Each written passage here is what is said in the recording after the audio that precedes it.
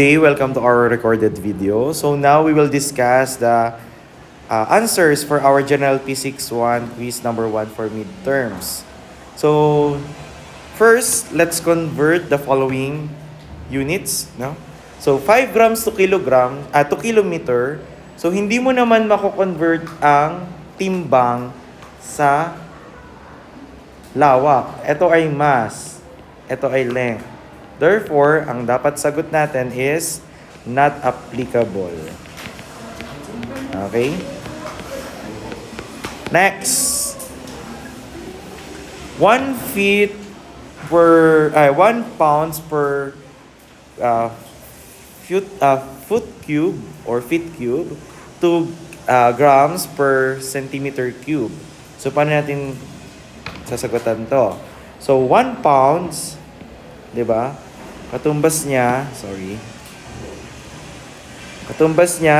pounds, bago pala yun, no? Silat muna natin yung mismong given para madali natin siyang isolve.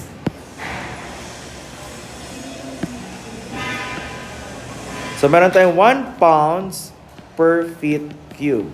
So, like I said before, unahin mo muna yung nasa numerator para makancel, convert mo siya. Ang 1 pound, or rather 2.2 pounds, katumbas ng ilang kilo? 1 kilogram. Then, 1 kilo, katumbas siya ng 1,000 grams. O, na-convert na natin yung grams. So, cancel yung pounds, kilogram. Natira na to. Ano pang problema natin?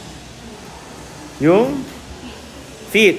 Di ba meron tayong 1 feet katumbas ng 30.48 centimeter. Tama ba yung conversion natin? So, kaso naka-cube. Kaya i-cube mo tong part na yan. Kaya feet cube din dito. Centimeter cube na to. So, calculating this, ano magiging sagot natin? Equal siya sa 0.01605 grams per centimeter cube or cubic centimeter. Okay? So, this will be our answer. So, acceptable answer na to. Pero applying our SF, we can have 0.02 na sagot. Or, we can have 2 times 10 raised to negative 2 lang. Ayan. Any of them can be your answer. Okay? Next, letter C. 4-inch to nanometer. 14-inch rather. So, 14-inch muna yung convert natin. So, sa 1 inch, ilang centimeter? Ilan? 2.54 centimeter. Therefore, sa 100 cm or sa 100 cm, meron tayong 1 meter. Sa 1 nanometer, ilang ang meter natin? 10 raised to, pag nano, negative 9. Okay? Then multiplying this, di ba, na-cancel na yung inch, na-cancel yung centimeter, na-cancel yung meter, ang natira ay nanometer. So, nanometer will be our units. So, 14 times 2.54 divided by 10 times 10 raised to negative 9. So, our answer is equal to, mahaba yung answer natin dito, no? Di ba? Magiging 355,600 355 million para 600,000 nanometer. But applying to significant figures, so magiging pwedeng 3,600,00 nm, or we can have 3.6 times 10 raised to, ilan yan? 1, 2, 3, 4, 5, 6, 7, 8. Raised to 8 nanometer. Any of them can be your answer. Next. 1 km to feet. Oh, napakadali lang nito. 1 kilometer. Sa 1 km, may katumbas tayong 1,000 meter. Sa 1 meter, ano conversion natin? 1 meter, meron tayong 100 cm. Sa cm meron, di ba? Sa 2.54 cm, oh no.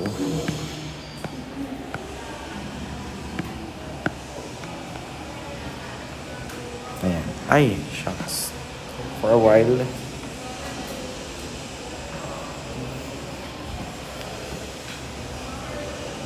May basag kasi dun eh. Ayan. So, sa 2.54 cm, meron tayong 1 inch.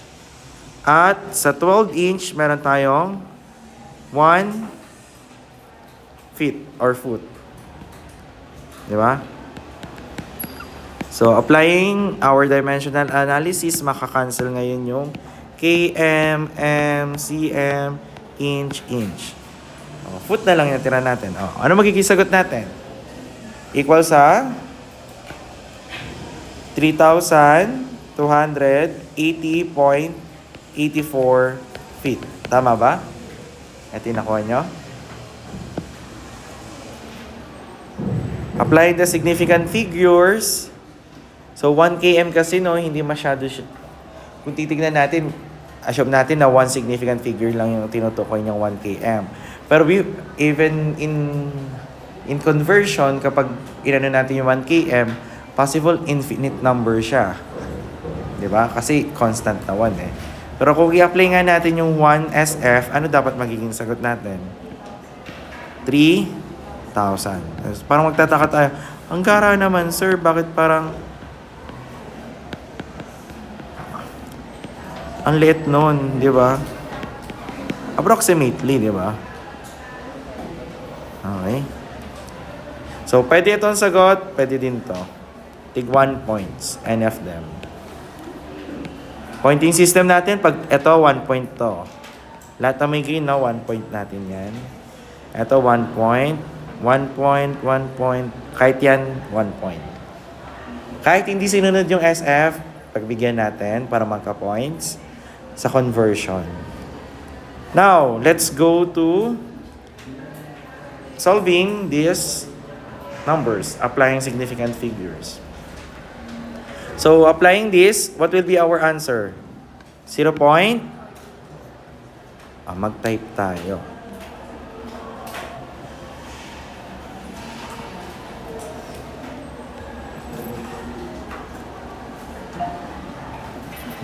So, meron tayong 0.745 times 2.2 divided by 3.885. So, our answer is equal to 0.421879 and so on. But, you can see, no? Ang pinakamababang SF niya, sa entire, pag multiplication, tandaan nyo, multiplication or division, ang tinitignan natin ay, ano, decimal lang ba? No, entire number. Okay? So, kung entire number, check natin, ilang SF to? 3. Ito, 2. Ito, 1, 2, 3, 4. 4. Ano mababa? 2. Therefore, 1, 2. Hanggang dyan yung magiging sagot natin. 0.42. Okay? 1 point ito, pag ito lang, 0.5. Gets? 1 point sa pinakatamang sagot, 0.5 lang pag yung solving yung nakuha niya. Next. Letter B. So we have 1.32578 raised to times 10 raised to 7 multiply with 4.11 times 10 raised to negative 3. Our answer is 54,489.558. However, if you can see, ilan ang SF natin dito? Ilan? Dito, ilan ang SF? 1, 2, 3, 4, 5, 6. Dito, 1, 2, 3. Tatlo. Ano mag-govern? 6 or 3? 3. So, magbilang ka ng tatlo. 1, 2, 3. Hanggang dito yung dapat makakasama. Since 8 yung katabi niya, ano dapat magiging sagot na natin? Diba? 54,500 na yung sagot natin. Or, kung naka-scientific notation ka, 5.45 times 10 raised to 1, 2, 3, 4. Raised to 4. Okay, any of them can be your answer. Again, 1 point to, pero ito 0.5 lang ang score niya. Understood? Okay. Next, letter C. Sa letter C naman, addition and subtraction.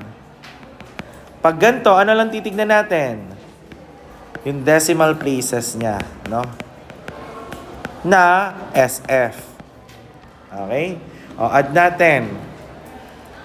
So, delete, clear. 27.153 plus 138.2 minus 11.74. The answer is 153.613. Checking this, check natin yung SF nila. Ito, decimal, 3. Ito, 1. Dito, 2. Ilan masusunod? 1 lang. Pinakamababa. So, ito yung decimal point, ito yung 1 na yon. Therefore, our answer is 153.6. Pag 61.5 lang. Pero pag 6, 1 point. Any question? Walang tanong? Okay, next. Number 2. What is the temperature at which Fahrenheit and Celsius of thermometer readings are equal? So you just equate the equation. Ano ba equation natin? Fahrenheit to equal siya sa degree Celsius na 9/5 plus 32. Para naman pag Celsius, Fahrenheit minus 32, then saka mo i-multiply sa 5/9. So, ang gagawin lang natin dito, equate yung kahit isa sa kanila. Pwedeng Celsius to Celsius, Fahrenheit to Fahrenheit. Pero yung isa, dapat galing sa equation. Nagets ba yun? Paano yun? So, kukunin natin yung C na mag-i-equal daw kay F, di ba? So, ang pinaka-equation pala dapat natin, equal kay F. Yan yung tanong eh. Kailan daw sila magiging equal? Delete ko to. Medyo mali itong part. Okay, ano pwede natin gamitin? Kailangan lang natin ng isang variable ang unknown. So, pwede natin gawin, eto na yung C. Kunin na natin yung C. Ano yung F? Anong value ba ng F? Diba ito? So, kunin natin to. So, magiging equal na ngayon siya kay degree Celsius, 9/5 plus 32. Parang yung gawin natin, para hindi kayo malito, gawin natin X yung C. So, X is equal to X, 9/5 plus 32. So, magiging, tanggalin muna natin yung denominator, multiply mo ng 5. So, magiging 5x is equal to, cancel to, 9x plus 32 times 5. 32 times 5.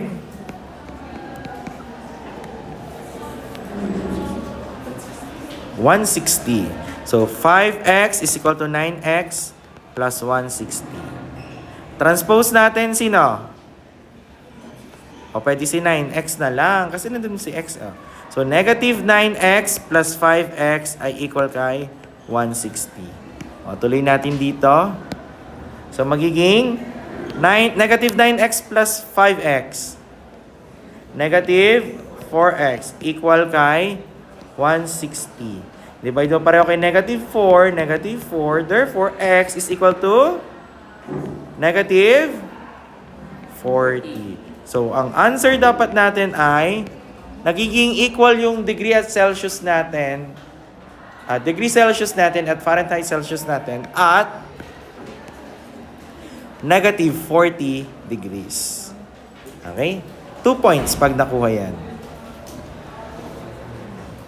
Any question? Mahirap ba? Madali lang kung na-analyze nyo yung problem.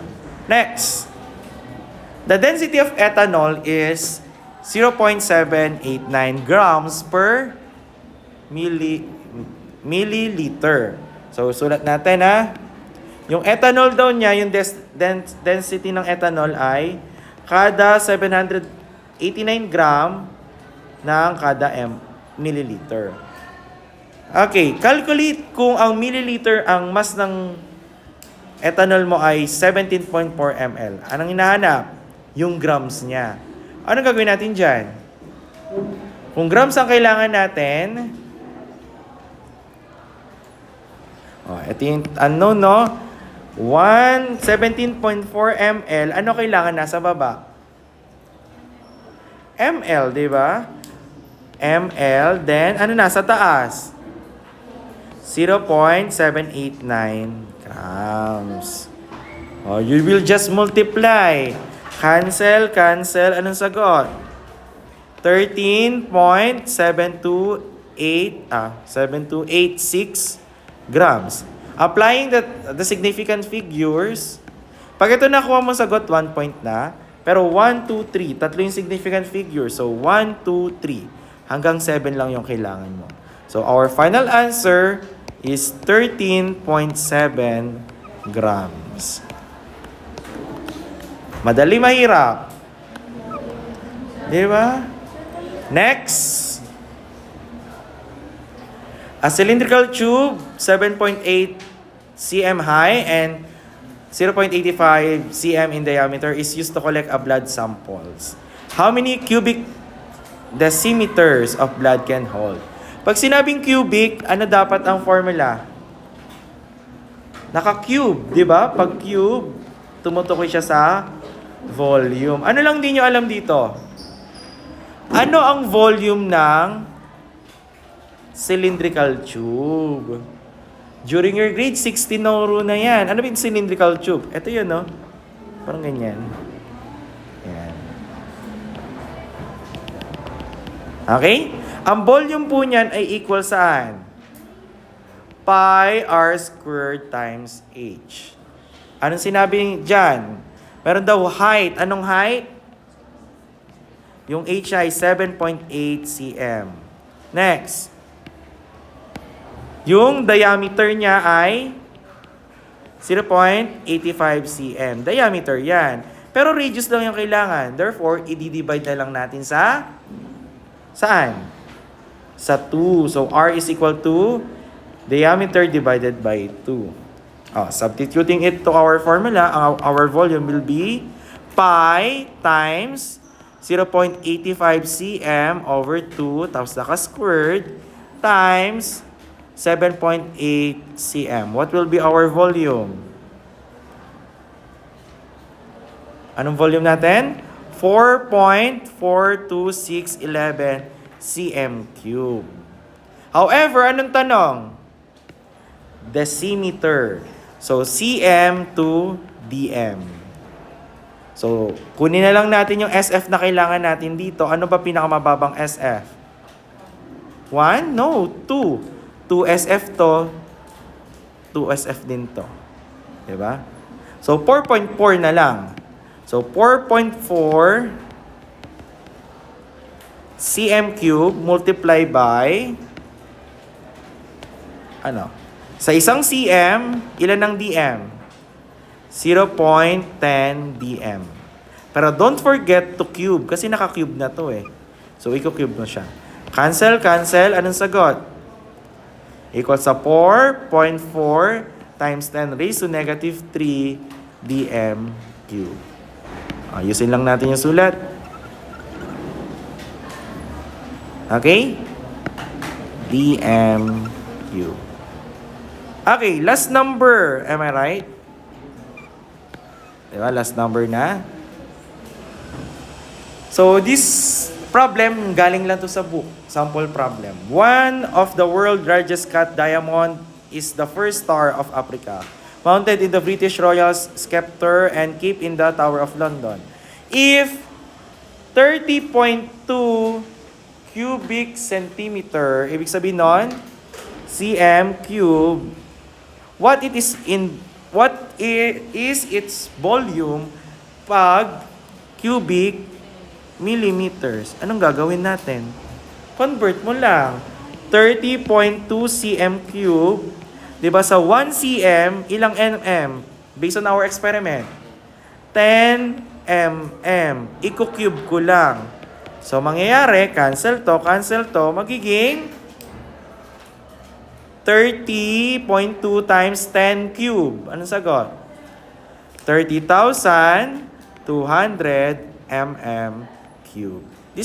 Ito na yung sagot natin. Okay? So, that's end our explanation for your first quiz.